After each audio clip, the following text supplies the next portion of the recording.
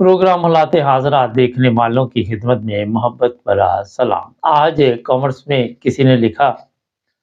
کہ آپ کے پاس کبھی کوئی اچھی خبر نہیں ہوتی،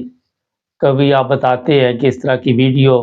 چل رہی ہیں، اس کے ساتھ پاکستان کا سسٹم چل رہا ہے، ہمارا کچھ اس طرح کے الفاظ تھے۔ تو میں نے ان کو لکھا کہ جس ملک کے حکمران شرابی، زانی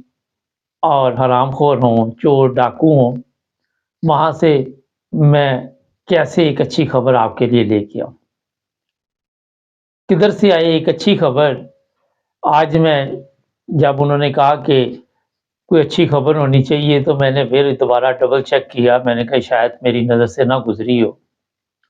77 جو بل پاس ہوئے ہیں قومی اسمبلی میں پچھلے 13-14 مہینے میں، اور آپ کے لیے اچھی خبر پھر کوئی نہیں کہ ان میں سے ایک بھی بل جو ہے نظر نہیں آ رہا جو لوگوں کے لیے، عوام کے لیے، قوم کے لیے جو پاس کیا ہو۔ یہ 70 بل ایک دوسرے کے کیس ختم کرنے کے لیے، نیب کے قوانین ختم کرنے کے لیے، ججوں کی پاور ہے اسے کم کرنے کے لیے، سب کچھ اپنے ہاتھ میں لینے کے لیے پارلیمنٹ میں یہ سب کچھ کیا گیا، اور عوام اسی طرح جس طرح پہلے چل رہی تھی اس سے بھی برے حالات میں۔ اور وہاں میرے تو خیال میں اب آپ بتائیے کہ اچھی خبر کوئی آپ کے پاس ہو تو وہ لکھ دیا کرے، ہم بتا دیا کرے، ہماری نظر سے دوبارہ کوئی نہیں گزری۔ یہ جو میں نے بل بتائے ہیں اس میں ایسی چیزیں بھی ہیں، صحت کارڈ تھا عمران خان نے جو نکالا ہوا تھا غریبوں کے لیے، اسے ختم کیا گیا، اور پھر اور بھی اس طرح کی سہولتیں تھیں ان کو ختم کیا گیا۔ کہا جاتا ہے جی آٹا ہم نے تقسیم کیا، ان کے اپنے لوگ کہہ رہے تھے شاد خان کا عباسی کہ پتہ نہیں کتنے ارب کا کپلا لگایا گیا۔ اب ایک اور ویڈیو مجھے آج ملی، اب میں کہوں گا پھر آپ کہو گے کہ یار یہ سب ویڈیو، اب لوگ کہتے ہیں ویڈیو دکھاتے نہیں دکھا سکتے، ہمارے پاس ہوتی ہے ہم بات جب کرتے ہیں۔ جو آپ کے لوگ اٹھائے جاتے ہیں ان کو کس طرح اٹھاتے ہیں، اور پھر جناب وہ نامعلوم افراد کون ہیں ان کی تصویر میں ہمارا تھم پہ لگا دیتے ہیں، مین پہ، اور وہ کس طرح بندے کو اٹھا رہے ہیں،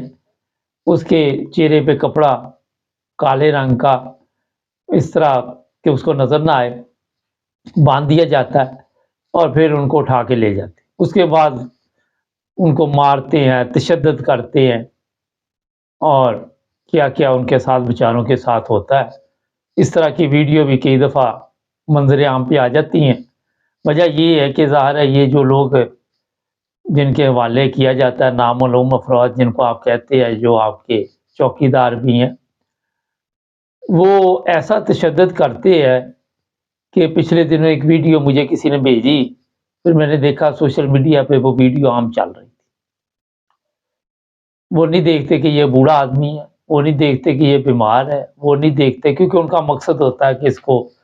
مارنا ہے، تشدد کرنا ہے، جان سے مار دینا، مر بھی جائے تو کسی عدالت نے پوچھنا نہیں، کسی کو کوئی فرق بھی نہیں پڑتا سوائے اس کے گھر والوں کو۔ تو یہ وہاں پہ ہو رہا ہے، اور آپ انتظار کر رہے ہیں کوئی اچھی خبر آئے۔ اچھی خبر اس وقت آئے گی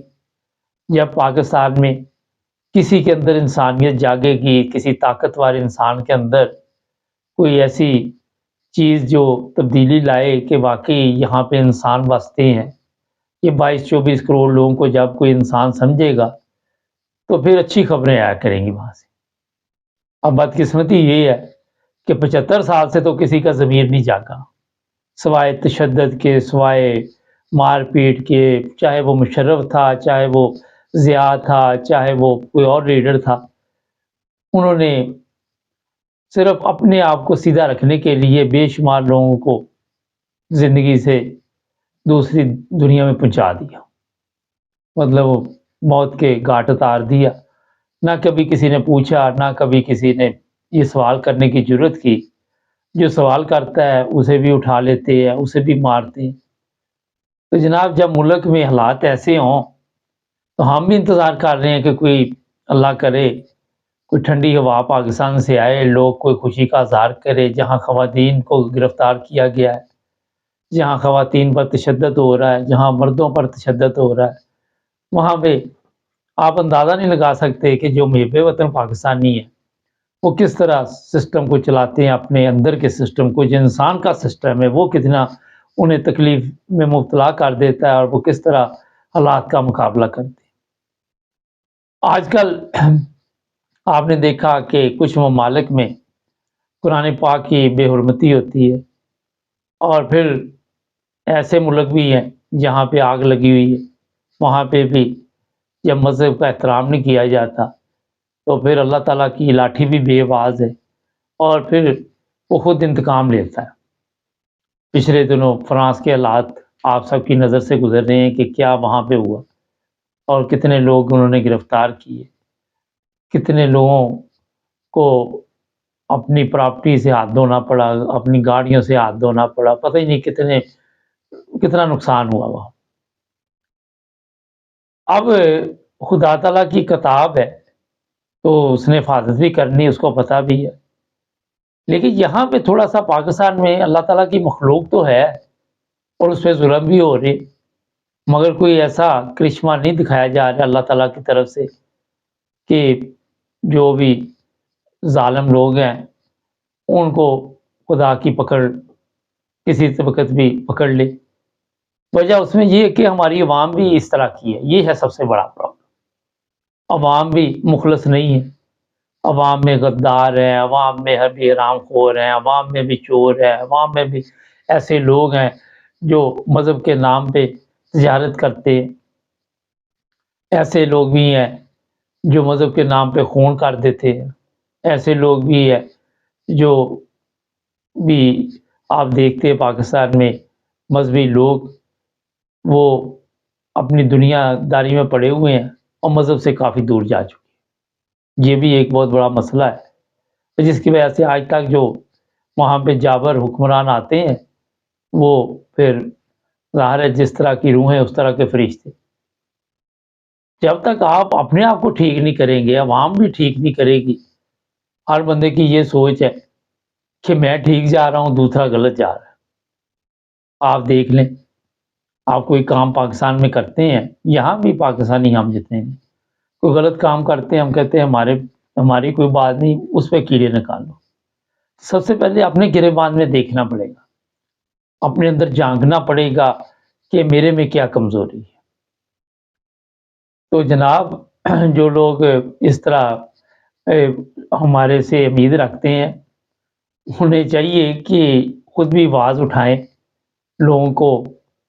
بتائیں کہ اچھائی کیا ہے۔ جو یورپ میں رہتے ہیں ان کو تو کم از کم سمجھ آنی چاہیے، ان کو تو پتہ چلنا چاہیے، مگر ان کو بھی پتہ نہیں چلتا، ان کو بھی سمجھ نہیں آتی۔ عمران خان روزانہ آ کے بیچارہ کوئی نہ کوئی تقریر کر دیتا ہے